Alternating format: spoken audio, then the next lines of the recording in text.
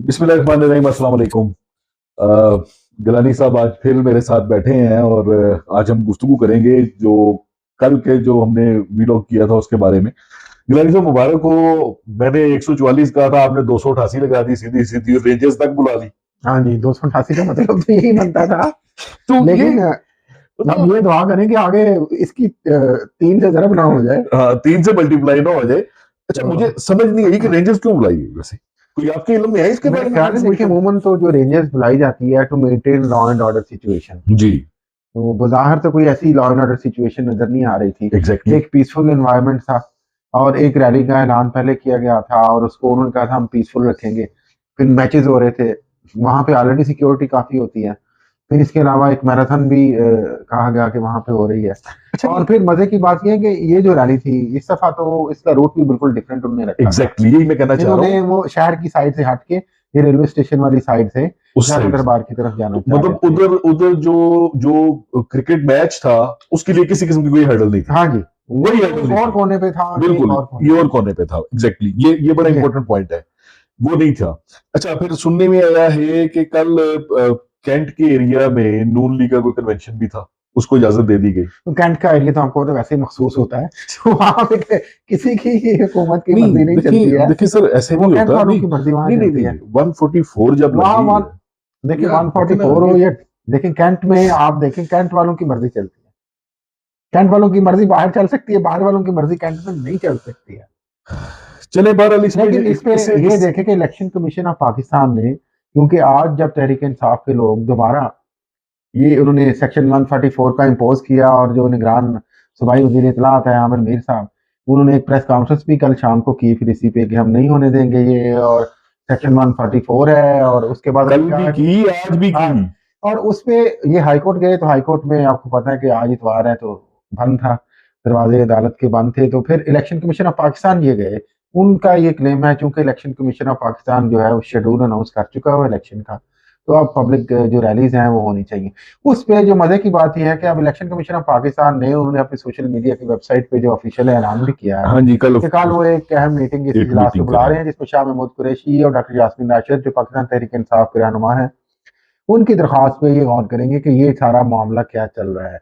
तो ये कल अब आगे पता चलेगा कि इलेक्शन कमीशन इस पे क्या कहता है। अब आगे ज़रब 3 होगा, ये वापस होगी सारी ज़र में, ये कल क्लियर होगा। लेकिन जो आप ये देखें कि बात आमिर मीर साहब ने की है, वो कहते हैं कि हम अप्रैल 6 तक, 6 अप्रैल तक, जो कि इलेक्शन कमीशन ऑफ पाकिस्तान के पंजाब में जो जनरल इंतखाबात हैं उनके शेड्यूल के मुताबिक आखिरी दिन होगा जिसमें तमाम कैंडिडेट्स की लिस्ट फाइनल हो जाएगी और इलेक्शन कमीशन फॉर्मली एक तरह से समझे कि वो कैंपेन स्टार्ट करेंगे और उसके बाद 30 अप्रैल को जाके इंतखाबात होंगे अभी तक के शेड्यूल के मुताबिक। उनका ये बड़ा एक आज कहना था कि हम 6 अप्रैल तक किसी को इलेक्शन की मुहिम यहाँ पर चलाने नहीं देंगे इस तरह से। लेकिन ये हिस्ट्री नहीं, हिस्ट्री में कोई ऐसा वाकया मौजूद है इससे पहले? एक बड़ी सरप्राइजिंग सी बात है कि मेरा देखिए मेरा आपको सवाल फिर वही है, एक मिनट। मैं पूछ रहा हूँ कि हिस्ट्री में पहले कोई इस किस्म की कोई प्रेसिडेंट मौजूद है? हाँ, लेकिन हिस्ट्री में ये भी तो नहीं हो रहा जैसा कि वो इलेक्शन भी पंजाब के अलग हो रहे हों और नजर भी आ देखे रहा है कि नहीं, वो देखे वो तो मतलब बात ये है कि दो सूबों की असेंबलियां टूटी ना, जी, ठीक है एक को ना। तो अभी ऐलान ही नहीं हुआ ना तारीख का, वो भी एक वो दावत है वो उनको। वो गवर्नर साहब जो है वो चूंकि मौलाना साहब की पार्टी के हैं, हाँ जी, तो उनकी मस्जिद अलग है। वो ऐसे ही कर रहे हैं, वो इलेक्शन कमीशन के साथ ऐसे ही कर रहे हैं जैसे इमरान खान अदालतों के साथ कर रहे हैं कि नहीं कल यार, आवागा परसों आवागा चौथ आवागा। तो नहीं ये यार, देखिए, हद कर रहे हैं यार आप भी आई वैसे। मीन मैं एक बात, एक टैक्टिक की नहीं बात की है यार, कि नहीं इट्स नहीं नहीं, डिलेइंग टैक्टिक राजा साहब, इट्स डिलेइंग टैक्टिक। नहीं सर, नहीं ये ये उधर है, हर कोई अपनी एक स्ट्रेटजी के मुताबिक चीजों को ओ डिले कर रहा है। भाई मेरे आइन बड़ा क्लियर है कि जब कोई असेंबली टूट जाए तो 90 डेज के अंदर इलेक्शन होने देखिए वो होते तो हैं। सुप्रीम कोर्ट ने कह दिया राजा साहब, ऐलान हो गया, शेड्यूल आ गया। अब ये एक सुप्रीम यकीनन कोर्ट ने, एक हैरानकुन मिनट, बात है सुप्रीम कि कोर्ट ने क्या कहा था कि 90 डेज में इलेक्शन करो। हाँ, नहीं नहीं, उन्होंने एक डेट दे दी कि अब ठीक है डिले हो गया तो आप एक डेट दे दें। लेकिन मैं ये अर्ज कर रहा हूँ कि आपकी बात भी बजा है कि अब अगर इलेक्शन का ऐलान हो गया है तो जाहिर है लोगों ने, पार्टियों ने तो यार आइन नु फिर सार दियो ना, किस से रखे हुए यार, ऐसे ही फजूल मतलब तेरे मेरे लिए है ये। भाईजान हद हो गई यार, कैंपेन करने दें पार्टी तो को, हम खुदा तो ये का कह खौफ रहे करें हैं यार, कोई यार, बात करें, बात तो करने कभी गुस्सा करने वाली बात मत करेंगे करो, मतलब। जलाने नहीं की दोनों तो की जला बात दे नहीं ना कर उसको, रहे हैं। जब एग्जिस्ट ही नहीं कर रहा तो उसका फायदा क्या है, किसको फायदा है मुझे बताएं। नहीं एग्जिस्ट नहीं कर रहा तो क्या पीटीआई खुद इसमें शोर कर रही है कि एग्जिस्ट नहीं कर रहा? आप बताएं।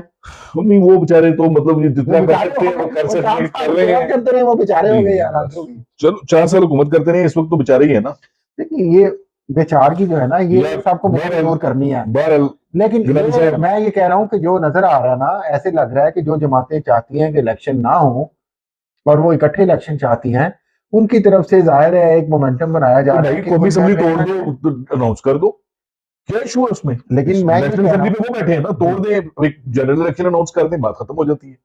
क्यों नहीं तोड़ते।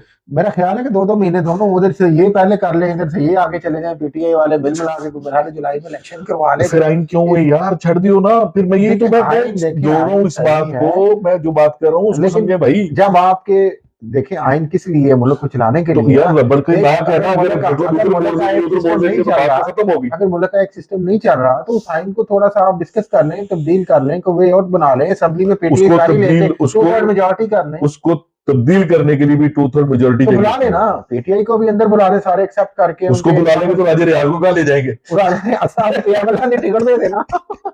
एक उधर खा ले, कोई गल नहीं, बाकी इधर खा ले। मतलब वो आ गए तो राजे रियाज तक ही करेंगे। राजा साहब वो को ना दरमियान में बिठा नहीं, देंगे। जो बंदे जो जिन बंदों को कोर्ट ने वापस भेजा है अभी तक उनको तो वो जाने नहीं दे देखिए रहे। यहाँ तो वही उनको बुला के आप 2/3 मेजोरिटी करके तरमीम कर लें और मुल्क को आगे लेके जाएं। और अब नहीं, ये एक अब भी तो मुल्क देखिए आइन के होने के बावजूद नहीं चल रहा, अदलिया खामोश है, निगरान हुकूमत की जो अमाल है उन पे सवालात उठ रहे हैं। उसके बाद पब्लिक लेवल पे कैंपेन नहीं करने दी जा रही। उसके बाद जो दूसरी जमातें हैं वो चाह रही हैं इलेक्शन ही ना हो। मैं एक बात कह के तो आगे चलते हैं। आखिरी बात बस मैं कहना चाह रहा हूँ और वो ये है, मैं अपने नाज़रीन को भी ये कहना चाह रहा हूँ, अगर पंजाब जो कि आधा पाकिस्तान है, सबसे बड़ा सूबा है, जी अगर ਉਹਦੇ ਤੇ आमर मीर वगैरह बंदे का फैसला चलना है तो मेरी तरफ इन्ना लिल्लाहि व इन्ना इलैहि राजिऊन। लेकिन आगे चलते हैं, छोड़ो इसको। मीर साहब का फैसला नहीं है ये, नहीं, आपको गलत उसका फैसला है और उसका और वो मोहसिन नकवी का फैसला है और किसका फैसला है, आप छोड़ दो ना। केयर टेकर है, उनका काम है सिर्फ और सिर्फ फ्री एंड फेयर इलेक्शन। उन्होंने आके उनका काम है सिर्फ फ्री एंड फेयर इलेक्शन कराना और उनका कोई काम नहीं है। दफा 144 वो लगा ही नहीं सकते। वो इलेक्शन कमीशन छोड़ दें डायरेक्ट करे ना। चले वो कल देख लेंगे ना, अगली बात पे चलते हैं। मुझे ये बताएं कि ये तोशा खाना का मैं नया कट्टा खुल गया। नहीं नया कट्टा तो नहीं, ये तो देखिए 2-4 दिन से उन्होंने कहा हुआ था कि बल्कि उन्होंने सॉरी कोर्ट को भी कहा हुआ था, इस्लामाबाद हाई कोर्ट को, कि हम 2002 से, और लाहौर हाई कोर्ट में भी ये केस चल रहा है कि 2002 से ऑनवर्ड हम सारा जो डाटा है वो पब्लिक कर दें। बड़ी क्या कहते हैं, पसोपेश के बाद इन्होंने ये 2002 से क्यों नहीं, 2002 से क्यों वो आज उन्होंने पब्लिक किया है। एक मिनट ये रुक जाए ना। ये 2002 बुलाया हुआ है कोर्ट। मैं तो कहता हूँ कि इसको 1971 से शुरू होना चाहिए। जहां तक से ये स्टार्ट हुआ है वहां से आप इसको पब्लिक 1971 से शुरू होना चाहिए इसको जी। ठीक है जी, तब से लेकर अब तक कौन कौन क्या क्या लेके गया है सारा रिकॉर्ड सामने आना चाहिए। लेके गया है ठीक है जी, इसको क्या मिला है जी बिल्कुल। अच्छा आना चाहिए। आज तक जो 2002 से अब तक जो लिस्ट जो शाया हुई है उसमें मियां साहब भी 2 घड़ियां ले गए। देखिए जाहिर है आसिफ जरदारी साहब सदर पाकिस्तान रहे हैं, उसके बाद 2 गाड़ियां ले गए। पीएमएलएन की हुकूमत रही है, पीपल्स पार्टी की फेडरल गवर्नमेंट रही है, पीएमएलएन की पंजाब गवर्नमेंट रही है। जाहिर है ये लोग साथ जाते हैं, काफले जाते हैं।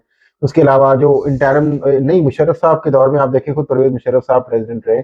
उसके बाद शौकत अजीज साहब, चौधरी शुजात साहब प्रेसिडेंट बने, जफरुल्लाह जमाली साहब प्रेसिडेंट बने। नहीं, शौकत अजीज जो है सबसे बड़ा बेनिफिशियरी वो है अभी तक। वो सारे के सारे कहते हैं उन्होंने एक भी तोहफा नहीं छोड़ा माशाल्लाह। वो बहुत बड़े बेनिफिशियरी हैं, मगर अच्छे बैंकर थे ना, उन्होंने बड़ी समझबूझ के साथ ही सारा फैसला।